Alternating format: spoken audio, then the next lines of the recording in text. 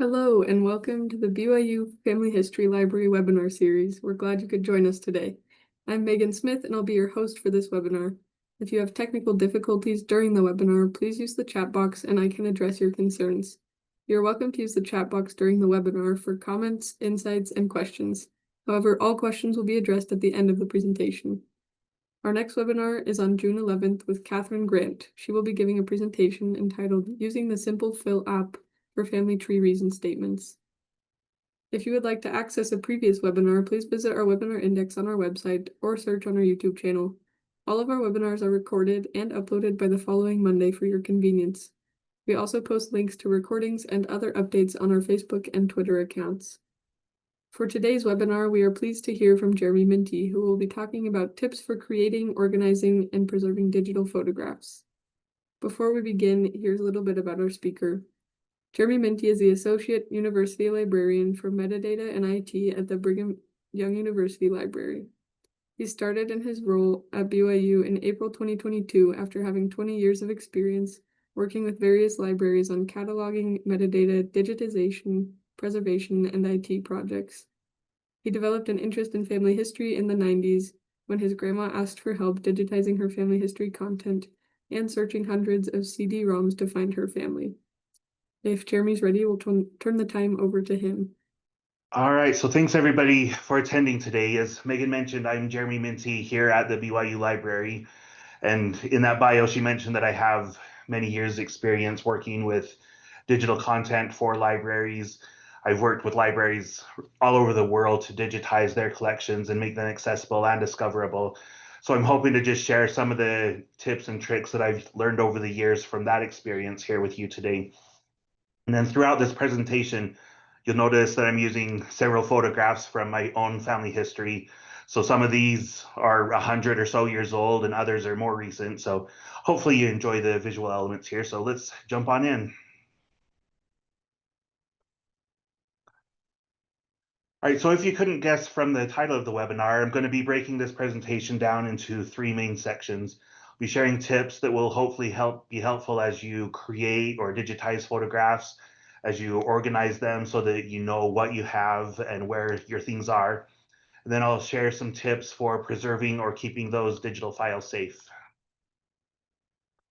So let's just jump right into the first topic here, creating digital photographs. For this section of the webinar, I'm going to be assuming that the photos that we're working with are currently in a physical medium rather than born digital photos, such as those taken with a digital camera or with your phone or other current devices. So the four tips that I'll share in this section are about the equipment that you can use to digitize photographs, what resolution and bit depth are and why they're important, and some common file formats that can be used for digitizing for digital photographs.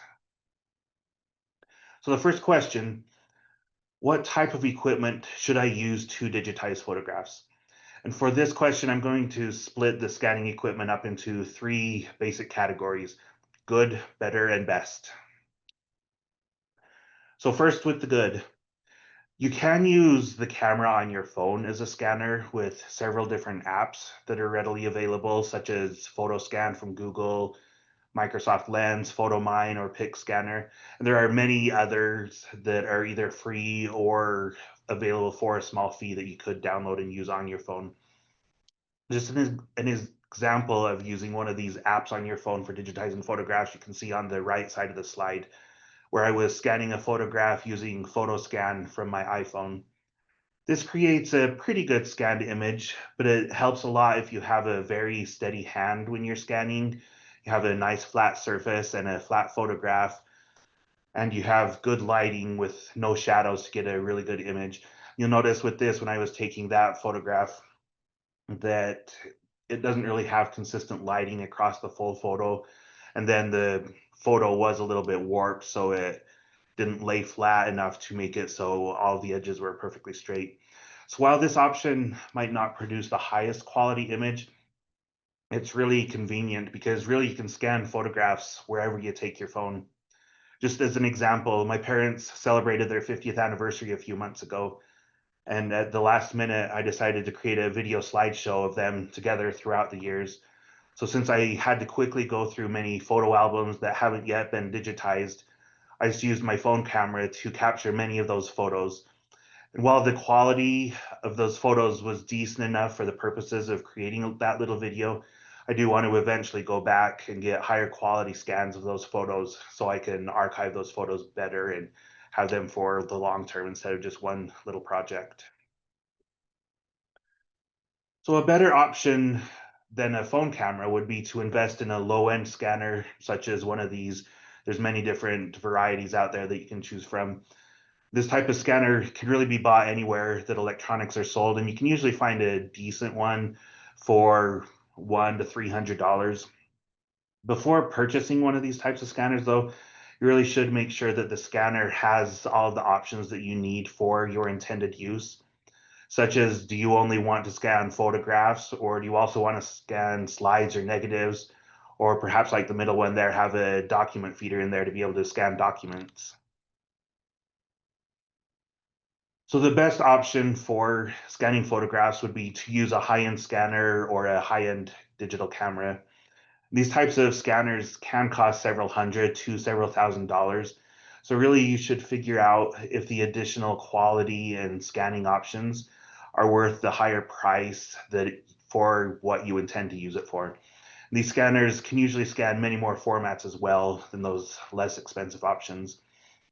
But since buying a scanner such as these can be cost prohibitive, you can oftentimes find this type of equipment free to use at many public or academic libraries or family history centers, such as the one here in the BYU library. The next question that I want to answer here is, what is resolution? Resolution refers to the number of pixels that make up an image on the digital screen, and resolution is measured in pixels per inch, or PPI. You may have also heard of DPI, or dots per inch. So DPI is more referring to the number of dots per square inch that a printer would print an image. And then PPI, or pixels per inch, is the number of pixels that make up the image on the screen.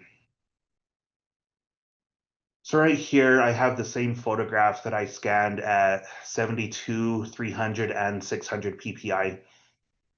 So you might be looking at these images and thinking that there's no real noticeable difference between any of these scans. So why does resolution really matter? So if you look at these pictures, the young woman in the top right corner of each of these is my grandma. So let's zoom in on her eye so we can see the difference in the resolutions. So now hopefully you can tell the difference in these three different resolutions. With the 72 PPI and grandma's eye covering about a quarter of an inch, there are only 18 pixels across that can represent her eye in the scanned image, so that you can see the quality isn't that great when you zoom in on it. The 300 PPI version in the middle has 75 pixels across, and then the 600 PPI version has about 150 pixels across her eye, so it makes the quality a lot higher when you zoom in on these images. If you're scanning photos to share online that people aren't going to zoom in on and you want a relatively small file size, 72 PPI might be good enough. But if you want a higher quality image that you can print or preserve in the long term, then you'll want to use a higher resolution like the 300 or 600. These resolutions, these three are really only three examples of different resolutions that can be used. For most scanning projects that you do, though, you wouldn't want to go any higher than 600 unless you're maybe scanning slides or some very small photos. Then with those kind of small things, you might want to go up to 1200 PPI in order to see more detail. But then just remember, the higher the PPI you use, the larger the file size is going to be in the end. The next question here is, what is bit depth? So bit depth refers to the number of colors that it can be used to represent each of the individual pixels in the scanned image. There are many different bit depths, but the three most common types that I'm going to talk about here are 24-bit color, 8-bit grayscale, and 1-bit bitonal. So first, let's look at some 24-bit color images. With 24-bit color, there are over 16 million different colors that can represent each pixel in the scanned image. Since the human eye can only detect around 10 million variations in color, scanning in 24-bit color generally produces a very accurate representation of the original photograph. The next most common bit depth would be 8-bit grayscale. With this, there are 256 different shades of gray, ranging from pure black to pure white, and then 254 other shades in between black and white. So you can tell a pretty big difference between the 24-bit and the 8-bit photos on the left side there. But the two photographs of my grandparents that on their wedding day might have looked nearly identical, since the original photograph was black and white and didn't have any color there. So the color 24-bit and the 8-bit were pretty much the same. Now let's look at a 1-bit bitonal image. With 1-bit, every pixel has to either be pure black or pure white. So you might not have seen a huge difference in the between the 8-bit and the 1-bit in the photo on the left, but hopefully you noticed a pretty big change in the wedding photo on the right, how it became kind of grainy. So with these photos, let's zoom in on them so that we can see the difference in quality between those 3-bit depths. For photographs, I would recommend that you never use 1-bit bitonal, since the image quality is very poor, as you can see on the right there. When first thinking about scanning a black and white photo like the bottom set of photos, you might think bitonal would be good enough, since everything is either black or white.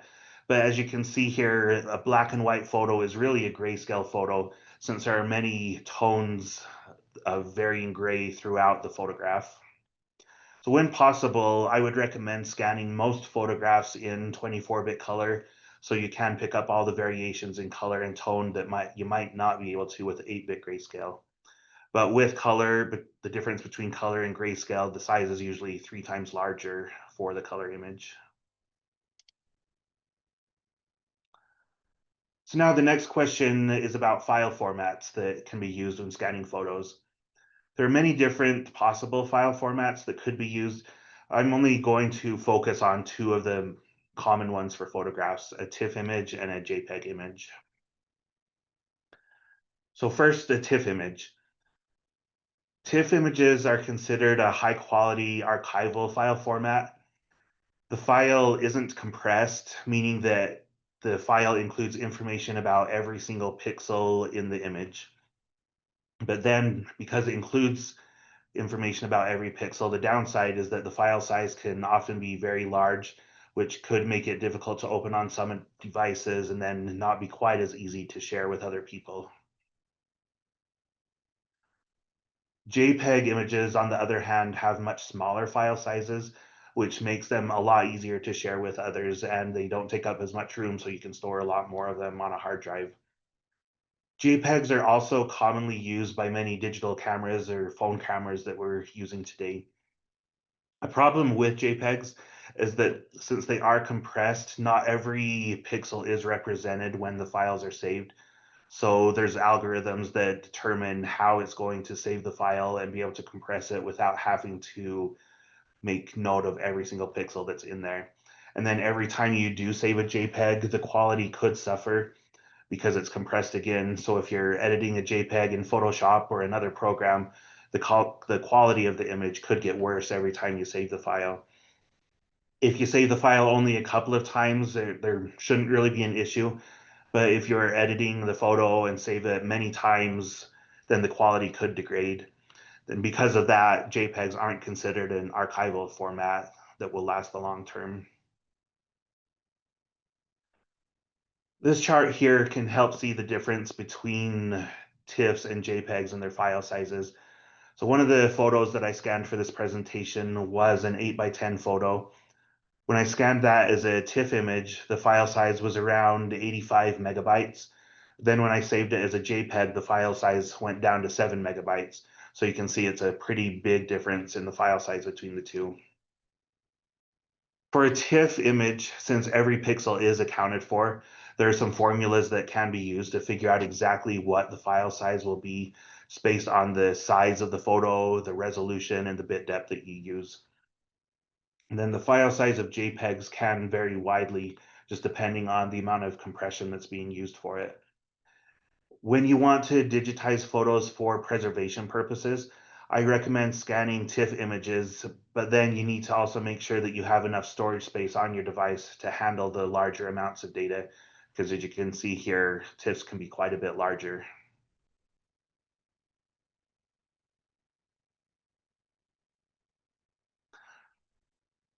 So the next section of this webinar will include some tips on ways to organize your digital photos. This could include both the photos that you've digitized as well as photos that you take with a digital camera or with your phone.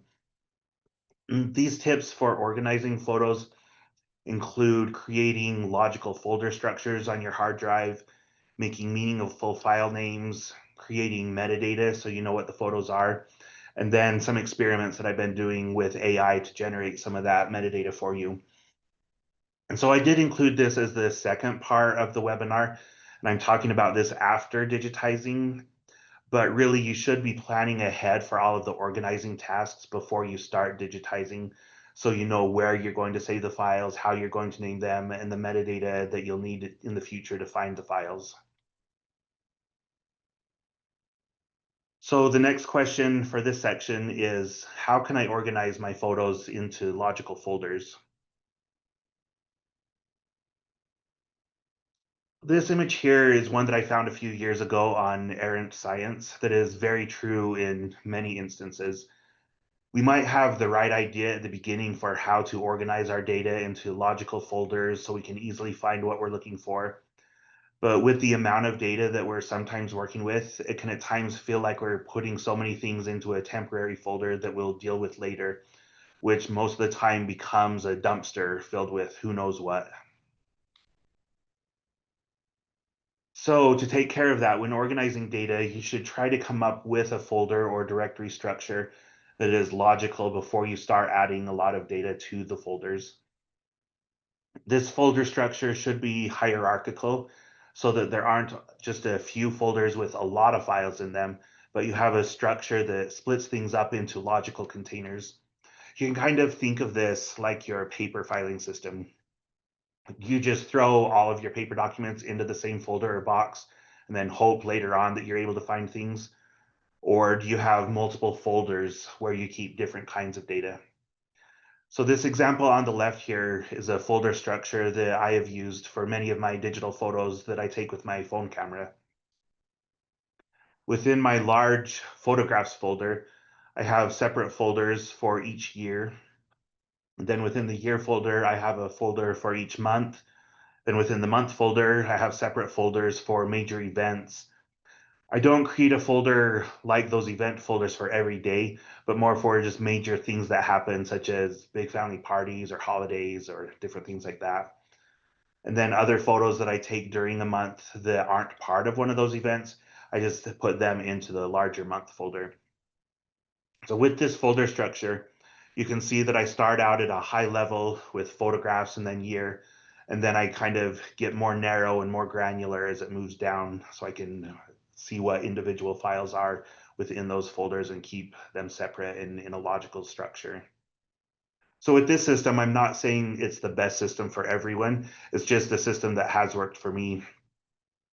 You might decide that you want to have your high level folder be more for a family name or for an individual's name or possible locations where photos were taken.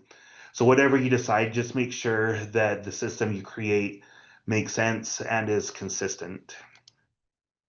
Then on the right side there is another photo folder that I have on my computer that I've named Sort, which has over the years become kind of a dumpster. This is where I've stuck things over the years with the intent of sorting through them later, but later still hasn't come. So you'll see in this list of folders that it's hard to know what is in some of them if they are labeled attachments and a date, or there are several folders on there that are labeled Eli and a date or a number, which really isn't very helpful. There are many different ways that you could organize that type of data into different folders. So like I said, just whatever you do, make sure that it makes sense and you're consistent across your folders. So next question here is, how should I name my files? When creating file names, here are just a few tips to make sure that your file names will work on whatever system they're opened on. Whether you're using a PC, a Mac, a tablet, a mobile device, your phone, you shouldn't have any problems with file names if you follow some of these tips here. So file names should be descriptive and not generic.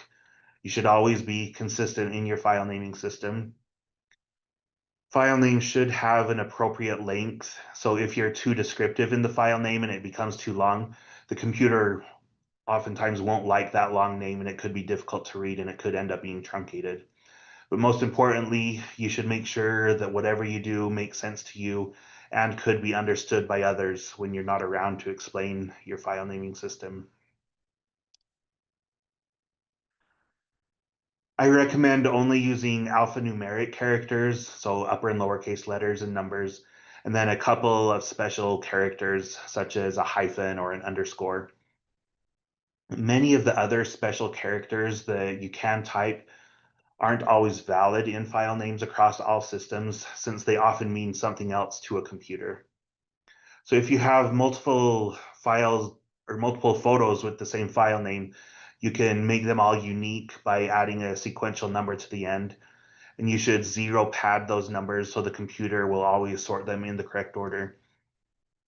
So for example, with the numbers on the bottom there, if they weren't all 4 digits with leading zeros, then some computer systems might sort those as 1, 10, 100, 101, 2, 3. So zero padding them makes it so that they'll sort correctly on whatever system you're on. I like to use dates in my file names when I can so that I know when the original photo was taken. So when you use a date, it's best if you always use a format that's year, month, and then day, either with or without hyphens. That way, the computer would always be able to sort those files in chronological order. I also like to use a short piece of descriptive text in my file names so that I can easily see what the photo is without always needing to open it. So this example here, Vorinen Lauri Ilmari underscore headstone, could be used to describe that middle photo of my great grandfather's headstone.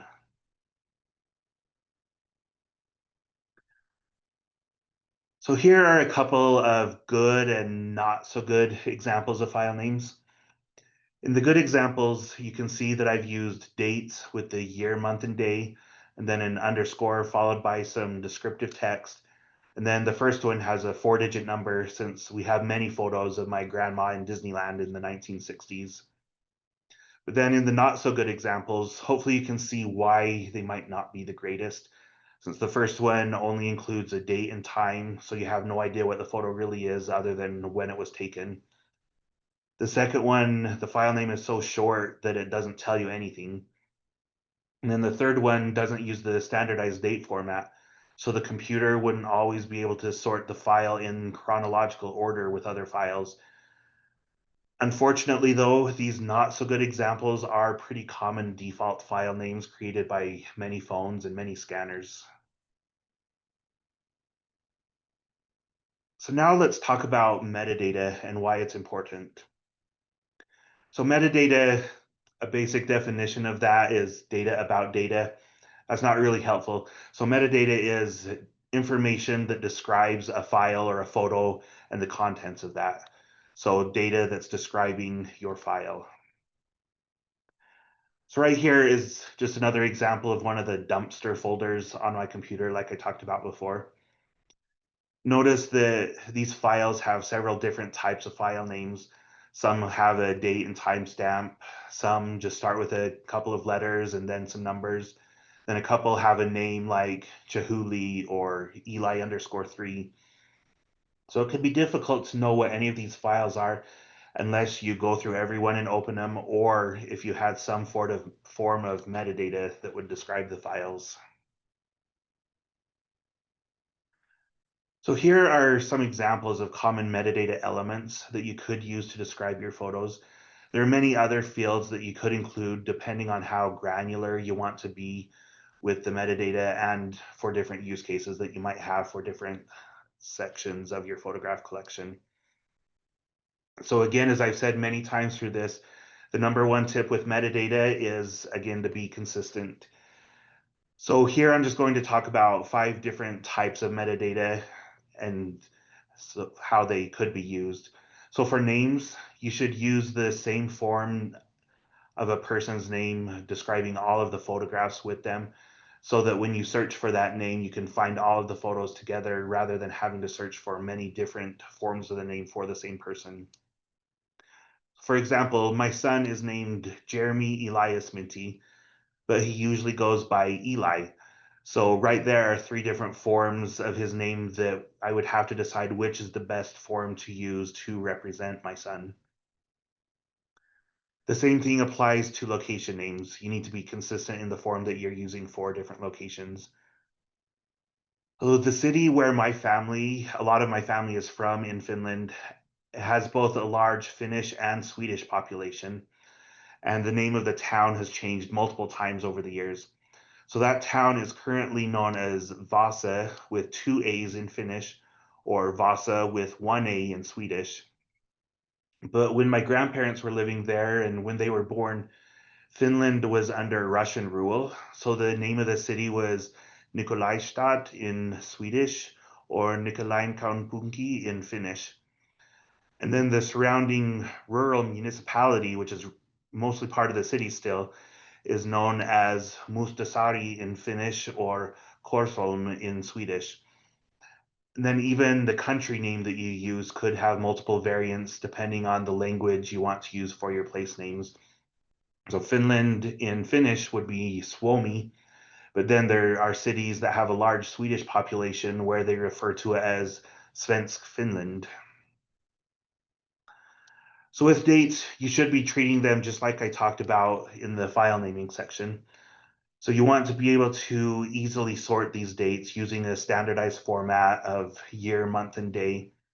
The last 2 dates you can see here are common that are used with 6/4/2025, but that right there could be interpreted multiple ways, which could be either June 4th or April 6th. So make sure that you are consistent across your days and that dates and then document how you're entering those. Descriptions, I like to make them full sentences that really describe the photo. One way to think about creating a description of a photo would be to answer the who, what, when, where, and why of that photograph. And then keywords or subjects used to describe photos should use some form of a standardized language or controlled vocabulary that lets you know what standardized term you should be using to describe something. For instance, there are many ways that you could refer to a dog. If you aren't consistent with how you're describing canines or hounds, then it could be difficult to find all of the photos with your doggos when you're searching for them. So applying some of those principles, here's just an example of some metadata that I created for that photograph. So for the names, I've identified each person in the photograph. I put them in age order, or I could have listed them in the order that they are on the photo, like left to right. I decided to include their full name from when the photo was taken rather than the names they may currently go by, such as adding in a married name for the 2 young girls who wouldn't be married for another 15 or 20 years. I've separated each name here with a semicolon rather than a comma, since you could enter your names with the surname first, such as Myntti, Lennart. Or other methods for including names in metadata records could even include the birth and death dates with the names so that you're able to disambiguate people easily who might have the same or similar names. For the location metadata, I wasn't really 100% sure where that photograph was taken. While they were on this ship, they were on their way from Stockholm to New York, so I included both. I could have possibly also included Pacific Ocean since they were likely somewhere in between the two continents. You just need to decide how you want to enter your city, state, or country names and how detailed you want to be with that info. And notice again with these, I separated the different cities with a semicolon rather than a comma, since I use the comma between the city, state, and country names. For the date, I know that they were on this ship traveling from Sweden to the US in July 1953, but I don't know the exact date of the photo, so I only included the year and the month in the standardized format. And then for the description, I wrote just a few brief sentences that describe the who, what, when, where, and why of the photo. So in looking at this metadata here, you might be thinking, that would take me forever to create that much metadata about every single photo that I have. And I fully agree. There are really very few photos that I have taken myself or digitized where I've really gone into this much detail in the metadata. I use this example just to show what could be possible, but now let's look at some more options and tools that could be used to create and store metadata in different ways that will be a lot more meaningful and take a lot less time. So for many file formats, including image file formats, you can open up the properties for the file and just enter some basic metadata in the detail section, which can then be searched on your computer.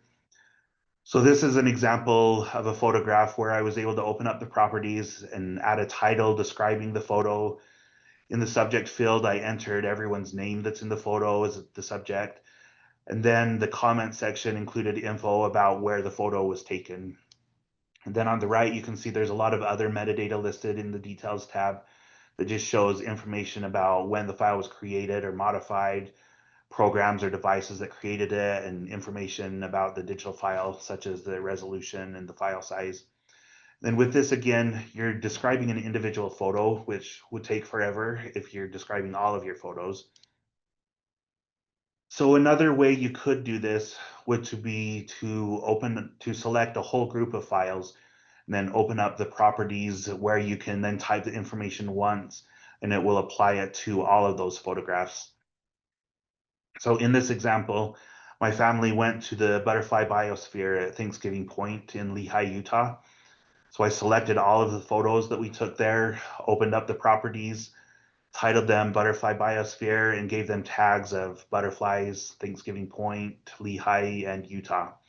Now on the right side, then you can see that for all of these files, they all have the same metadata to help me know what the photos are.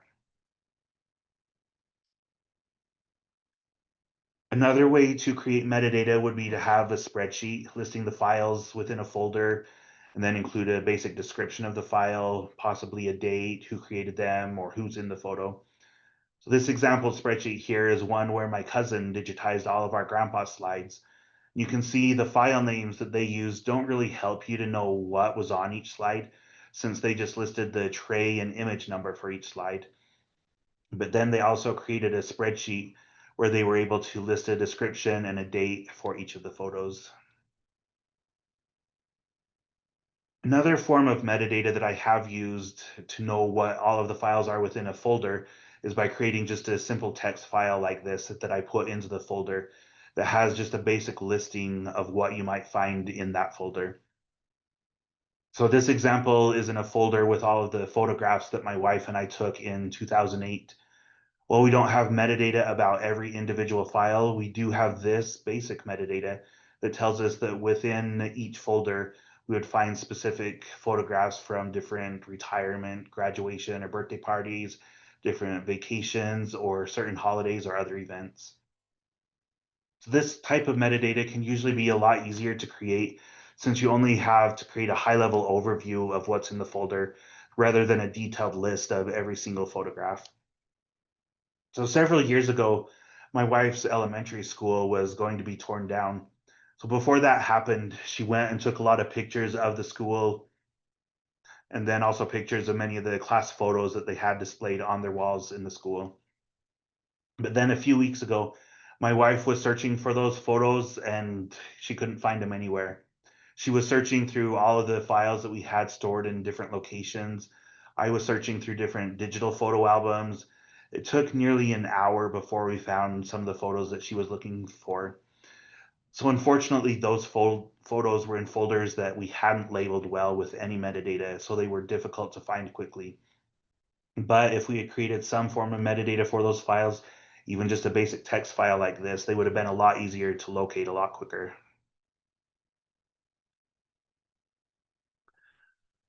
Like many people, I've been trying to find ways to use AI in different aspects of my life. One thing that I've been playing with recently is to see how AI could be used to describe photographs so I know what they are rather than having to manually describe them all myself. So there have been some tools that have been doing this to a degree for many years, such as Google Photos. But with the explosion of generative AI in the past couple of years, there are many other possibilities for using AI to describe our photos. So I'm just going to show a couple examples here of how I've been playing with this. So these screenshots here are some examples from Google Photos. Within Google Photos, I've used their facial recognition tools to bring the photos with different people together, and then can add their names to the groups of photos, so I can search those photos for different family members. Google Photos can also do this for the location of where the photos were taken, or for broad categories such as food, animals, or times of the year such as Christmas. And then with the location data that Google Photos is able to pull out, you can create maps like the one in the bottom right corner to find photos from specific places or to see the areas of the world where you've traveled the most. In more recent months, I've been playing with generative AI tools such as ChatGPT and Microsoft Copilot to describe photos to see what those tools are able to come up with. So I sent this photo of my grandparents getting ready to go on a cruise ship in the early 90s, and the AI described it pretty accurately here. While the AI isn't able to identify who the people are, it is able to pretty accurately describe many of the details in the photos, such as things about how the people look, what they're wearing, the different objects in the photos, a probable setting and location of the photo, and the type of event that might be shown in the photo. This second photo here that I had ChatGPT describe helped clear up a question that my wife's family has had for several years, which was where is the exact location that this photograph was taken? So notice in the second paragraph there, it says, this photo has a vintage, slightly faded quality, likely taken in the 1970s or 1980s, giving it a nostalgic feel.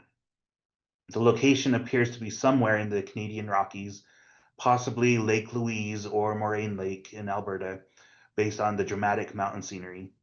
And then you see the last line there. It asks if I want help identifying the exact location where it was taken. It also asks if we want help in restoring the image. So I said, sure, let's see if the AI can find the exact location of where that was taken. So by analyzing the mountain range and the glacier in the background, the color of the lakes and the lake and the logs along the lake shore, it decided that this must be a photo taken at Moraine Lake in Banff National Park.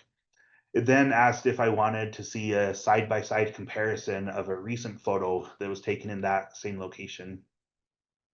I said, of course I do. So then the AI used images that it found on Wikipedia, Flickr, Unsplash, iStock Photo, and several other sites to figure out what the closest match might be. Now we can pretty accurately figure out the exact location where this photo was taken based on the more recent photo that ChatGPT found on the web. So this here cleared up the question of where the photo was taken. My wife had always thought it was taken at Lake Louise, which was one of the AI's first guesses. But as the AI analyzed it more, it was able to more accurately determine that this was instead taken at Moraine Lake, which is just a few miles away from the other lake. So now, if you remember back a couple of slides when the AI asked if I wanted it to help me determine the location, it also asked if I wanted to help in restoring the photo. So while this isn't really about the metadata, I just wanted to try it out to see what would happen. So ChatGPT was able to enhance the colors sharpen the image, remove the blur, which made the photo on the right there a little better to see some of the details. But then the more the AI played with the photo, the worse it got. So here it reduced some noise and restored faded areas. And then it tried to repair the contrast, which made it even worse there. So just a voice of caution, be careful with how you manipulate photos using AI. There are some instances where it can improve the quality and restore the image, but there are many instances where it can make things worse. So I would suggest keeping originals. If AI makes a better copy, keep that as a separate file. And then files like this last one here, where it repaired the contrast and kind of dulled everything, blurred it out, I wouldn't even keep anything like that.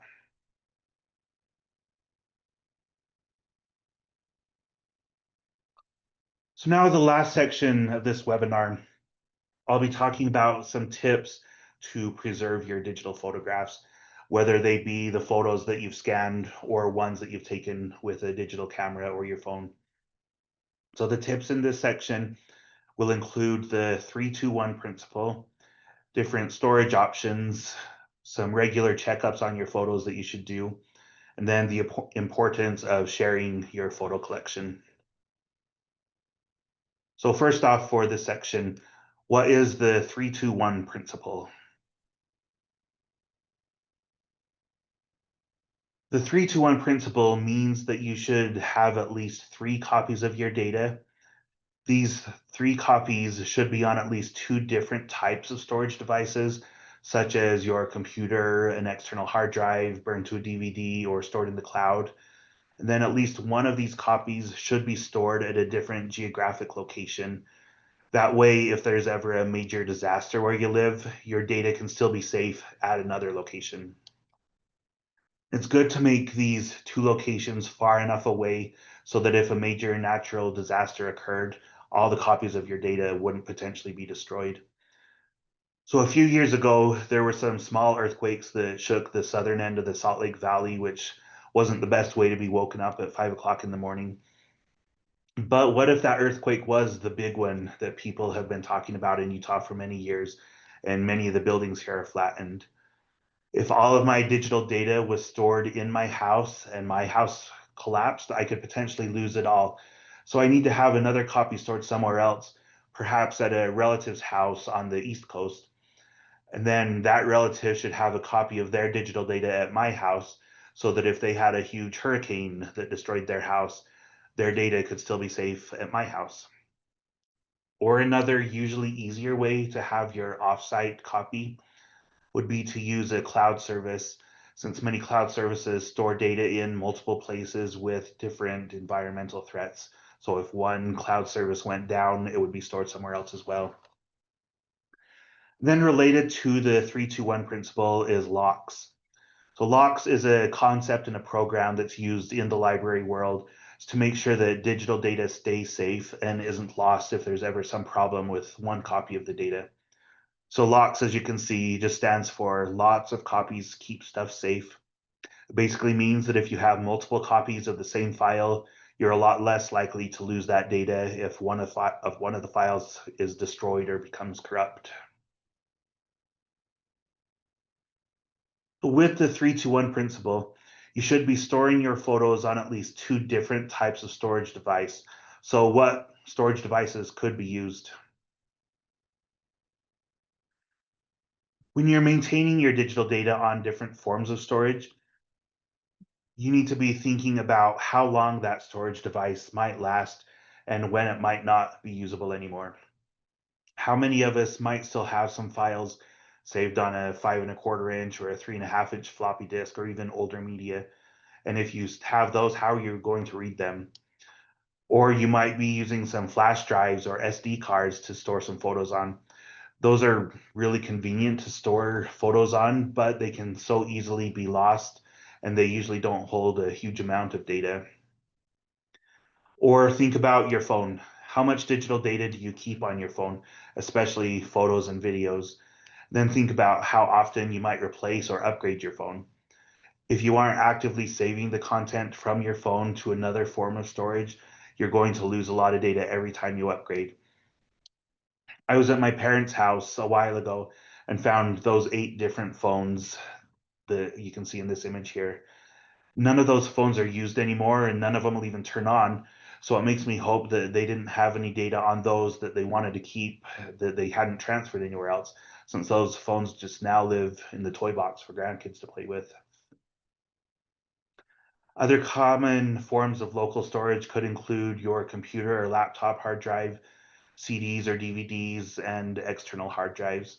And with all of these types of storage options, you need to just remember that they don't last forever, so they do have to be replaced and upgraded periodically. Then, in addition to keeping all of this data on devices that we own, I also like to suggest using some form of cloud storage service. Basically, the cloud is really just a computer or a server that someone else manages for you in some other location. So these different types of cloud storage all provide different options and features. So you should review several of them before you decide which option might be the best one for you. I've listed here Google Drive, Dropbox, Box, Forever, and Amazon Photos. So these aren't the only options available, but I've shown them here just to give you an idea of some of the things you could look into if you don't already subscribe to a service for cloud storage. And then using your cloud storage, such as one of these, could also count as your offsite storage for the 3-2-1 principle. So now that we hopefully have our photos stored on different devices, what regular checkups should we be doing with those devices and files to make sure that they stay safe? First off, it's a good idea to check your storage media at least once a year to make sure that your computer can read the device and the files. Then if there are any issues with opening the files on any storage device, you know it's time to create a new copy from one of the other copies that you've hopefully made with the 3-2-1 principle.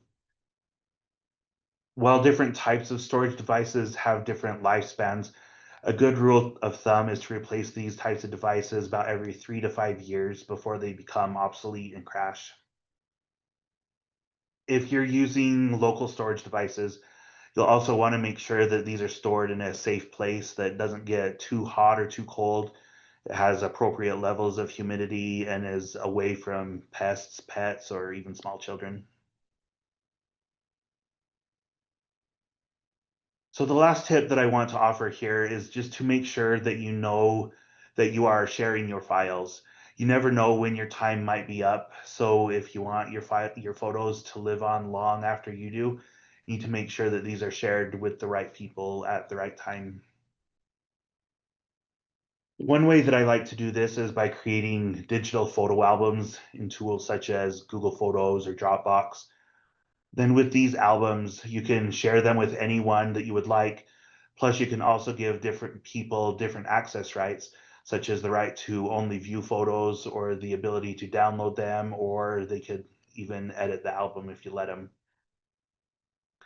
One thing that I really like with sharing through Google Photos, like the example on the left there, is that we can have a single photo and it can be in multiple albums, so you can share the same photo in different ways with different people. You notice in those 8 albums that are showing up on the screenshot that one of them is labeled Nathan and another is Grandpa Bomb. Using Google Photos facial recognition, I was able to just pull all photos together of those individuals, and then it created an album just for them. Then these photos are also located in other albums in Google Photos, such as from different vacations or parties or other events we may have had.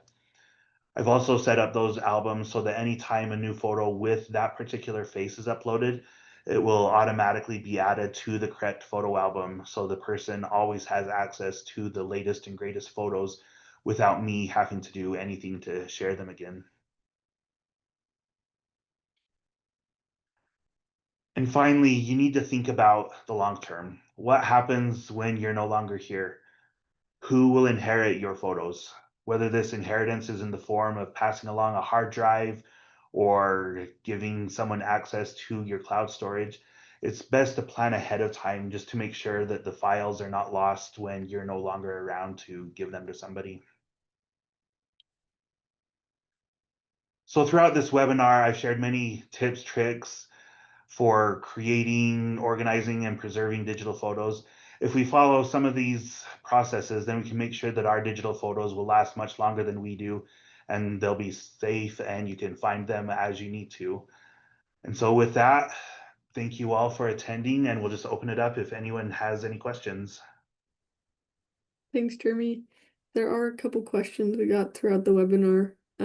Glenn asked near the beginning, what are your thoughts about overhead photo scanners such as CZUR or SnapScan? I think those are good to a degree. They might not always produce the highest quality image, but they are really easy to use. I've used one many times for different situations. If I want to get high resolution and the highest quality image, I might not use that, but for most use cases, those are great options. That's great. And then Arlene asked, where are you finding the metadata? This seems not to be available on a phone or iPad. That's a good question for phones and iPad. The examples that I shared were all on a computer. So when you, on a computer, when you add the metadata to a file, it becomes searchable on the computer. I should test it on a phone or an iPad to see if it is searchable there. I would assume if I did put metadata into the properties of a photo on a computer and then I put that photo in Dropbox and I searched for whatever I put in the metadata on an iPad that had access to Dropbox, I would assume it came up, but I haven't tested that. That's a good question. I should play with it and see what I can find out. That's kind of similar to Glenn just asked another question. How does metadata work when moving between storage sites? So if you embed the metadata in the properties of a file like I was showing, that metadata should transfer when you copy it from one storage device to another. So yeah, working between PCs and Macs, sometimes it can be a little bit different. But in recent years, everything that I've seen, the metadata has always transferred when you make new copies or put it on a different device. Okay. And then Arlene just asked if there's a particular application you're using to find the metadata menus. So when I create the metadata in files like that, I just use the file explorer on, I'm usually on a PC.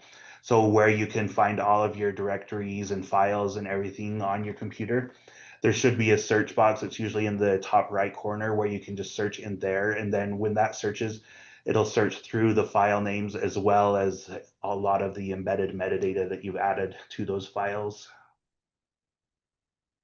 Okay, that's awesome. Also, Arlene was wondering which AI you were using when you were talking about AI.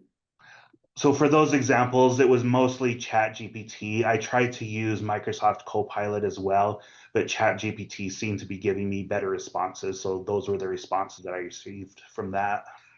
Gotcha. And then Cami suggested maybe on an iPhone you find the metadata by clicking on the eye. Do you know if that's the case? Yeah, I know you can get to some of the metadata that way. I'm not sure if it shows all of it, but that's something I want to look into now and make sure it's all there. Perfect. Thank you so much, Jeremy. All right. Thank you all so much for joining us today. We hope you'll join us for our next webinar on June 11th with Catherine Grant about using the Simple Fill app for family tree reason statements. A recording of this webinar will be made available by next week. You can view that on our YouTube channel or our website. If you have any comments or questions, you can always email us at fh_webinars@byu.edu or follow our Facebook and Twitter.